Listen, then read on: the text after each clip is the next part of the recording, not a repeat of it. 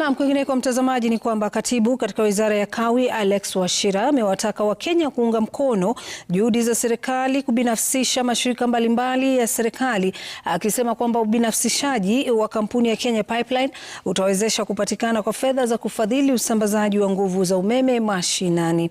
Akizungumza huko Ganda, eneo bunge la Malindi, Wachira ameelezea kwamba fedha zitakazopatikana kutokana na mauzo ya hisa kama zile za Safaricom zitasaidia kulipa madeni na kufanikisha upatikanaji wa fedha za kuunganisha umeme kwa watu zaidi.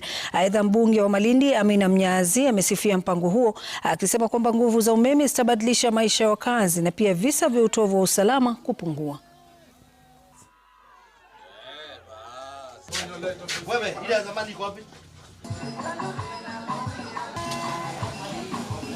Kilifi, we have an allocation of 2.2 billion shillings running with 3 programs. One is funded by AFD, AU and EIB.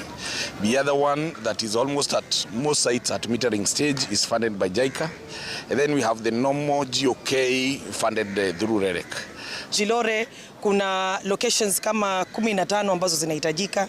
Hapa ndani ya Ganda Ward tuko na locations karibu 17 ambazo zinahitajika stima. Ndani ya Malindi Town na Shela nafikiri ni locations kama tukichanganya kama 7.